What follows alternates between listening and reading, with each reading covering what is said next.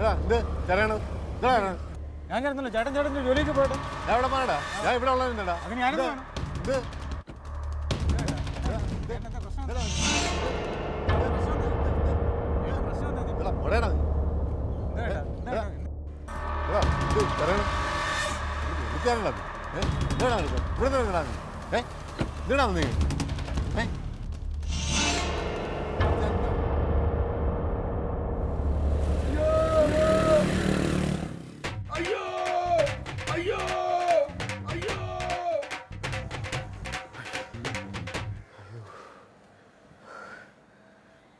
എടാ അവൻ എന്തിയാടാ? അവനെ ഇടിച്ച് തുലച്ചെണ്ണ. നീ എന്തിനാടാ ഓടിയത്? അണ്ണനെന്ത് ഓടിയത്? എനിക്ക് എപ്പോഴും ഓടാനാടാ തോന്നിയത്. എനിക്ക് ഓടാനാണ് തോന്നിയത്. ഞാൻ ട്രെയിനിയല്ലേ. എടാ നീ പറയണ്ടായിരുന്നു ഇത് ഗൂണ്ടകളുടെ ട്രെയിനിങ് പരിപാടിയാണ്, മോക്ക് ഡ്രില്ലാണെന്നൊക്കെ. ആഹാ, അത് കൊള്ളാം. ഞാനത് പറയാൻ അവിടെ നിന്നിരുന്നെങ്കിലേ അവരത് ഇടിച്ച് തുലച്ചേനെ. എടാ എന്നിട്ടേ അവൻ എന്തി? അവൻ ഇടിയൊക്കെ മേടിച്ച് വിളിച്ച് അപ്പോഴേ ഓട്ടോ വിളിച്ച് ഓടണി പോയി. നീ ഒരു കാര്യം ചെയ്യ്, പെട്ടെന്ന് ഓടി അങ്ങോട്ട് ചെല്ലും.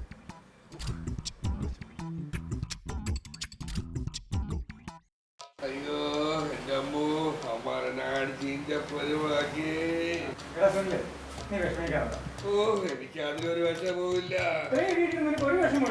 എടാ എനിക്കതിലല്ലടാ വിഷമം. നീയൊക്കെ ഓടിക്കളഞ്ഞില്ലേ, എന്നാ പറ്റി അടിക്കുമ്പോൾ അവിടെ അടിച്ചപ്പോ നീയൊക്കെ ഓടിത്തള്ളിയില്ലേ, അതാണ്ടാ എനിക്ക് വിഷമം. അയ്യോ കണ്ണടാ അടിച്ചടാ. അയ്യോ എന്നെ അടിച്ച നാട് മുഴുവൻ പാട്ടായേ. എനിക്ക് 50 രൂപ ലോട്ടറി അടിച്ചെന്നാടാ പറഞ്ഞത്. കണ്ണ സുനിലേ, ഞാൻ ഓടിയതല്ലടാ, കണ്ണനെ ഓട്ടം പഠിപ്പിച്ചതല്ലേ. ഓട്ടം എത്ര വേണം എണ്ണി നോക്ക്. ഗുണ്ടകളാകണമെങ്കിൽ കൊടുക്കുകയും വാങ്ങിക്കുകയും വേണം. രഞ്ജിത്തണ്ണ അതിനിപ്പോ നമ്മൾ വാങ്ങിച്ചു കൂട്ടാറല്ലോ. അങ്ങനെ പറഞ്ഞു കൊറ. ട്രെയിനിങ് സമയത്ത് പോക്കറ്റ് അടിച്ചും മോഷണം നടത്തിയും ഈ ഗുണ്ടാ സംഘത്തെ നോക്കേണ്ടുന്നത് നിങ്ങളുടെ ചുമതലയാണ്.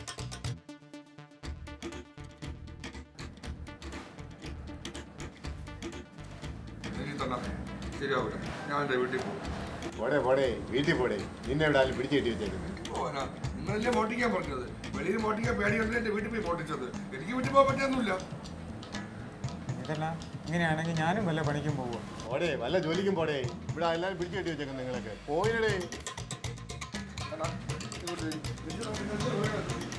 നിങ്ങൾ പറഞ്ഞില്ലേ ഹെൽമെറ്റ് ഇല്ലാതെ വണ്ടി ഓടിച്ചു, വെള്ളം അടിച്ച് വണ്ടി ഓടിച്ചു, എന്തുമാത്രം ഗ്യാസ് ഉണ്ടാക്കി. അയ്യോ എനിക്ക് വേദനിക്കണേ. അയ്യോ എനിക്ക് വേദനിക്കണേ.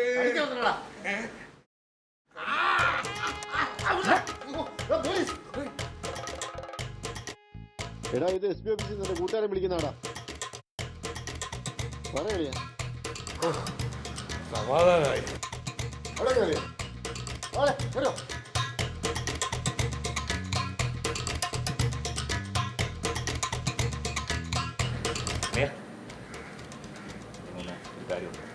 അറിയാം, 2 കാര്യങ്ങൾ നിങ്ങൾക്ക് പറയാം.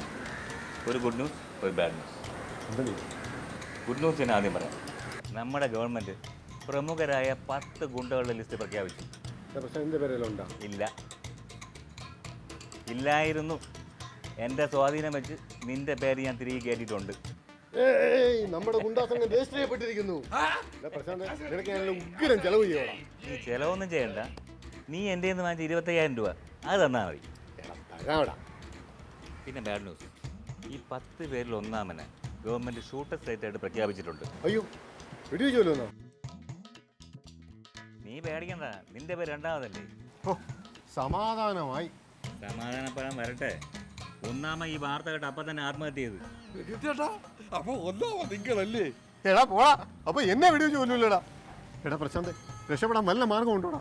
ഒരു മാർഗമില്ല, ഇത് കോടതി നിയമമാണ്, അത് നടപ്പിലാക്കും. പിന്നെ നിന്റെ സന്തോഷത്തിന് ഞാൻ ഒരു കാര്യം പറയാം. നീ എനിക്ക് തരാനുള്ള 25,000 രൂപ നീ തരണ്ട. അളിയാ കണ്ടടാ, കണ്ടുപിടി. ഇതാണ് ആത്മാർത്ഥ സുഹൃത്ത്. നീയൊക്കെ ഇവിടെ 5ഉം 10ഉം പൈസക്ക് നീ കണക്ക് പറയൂലേ. പിന്നെ അളിയാ, ഞാൻ എങ്ങോട്ടെങ്കിലും മുങ്ങിയാല? എങ്ങോട്ട്? നീ പോയാൽ നീ നെടുമ്പങ്ങാനുള്ള കുഞ്ഞമ്മനെ വീട്ടിലോ കന്യാമുള്ള അപ്പച്ചിയുടെ വീട്ടിലോ പോകും. അത്രയല്ലോ. അത് അവർക്കറിയില്ലല്ലോ. എനിക്കറിയാലോ. ഇത് ഞാൻ അവരോട് പറയുമല്ലോ. എങ്കിലല്ലേ നിന്റെ തലയ്ക്ക് ഗവൺമെൻറ് പ്രഖ്യാപിച്ച് 1 ലക്ഷം രൂപ എനിക്ക് കിട്ടത്തുള്ളൂ. അതല്ലേ നിന്റെ 25,000 ഞാൻ വേണ്ടാന്ന് പറഞ്ഞു. എങ്ങനെ? എന്നാലും എൻ്റെ പ്രശാന്ത്, എൻ്റെ അടുത്ത് ഇത് വേണ്ടായിരുന്നടാ.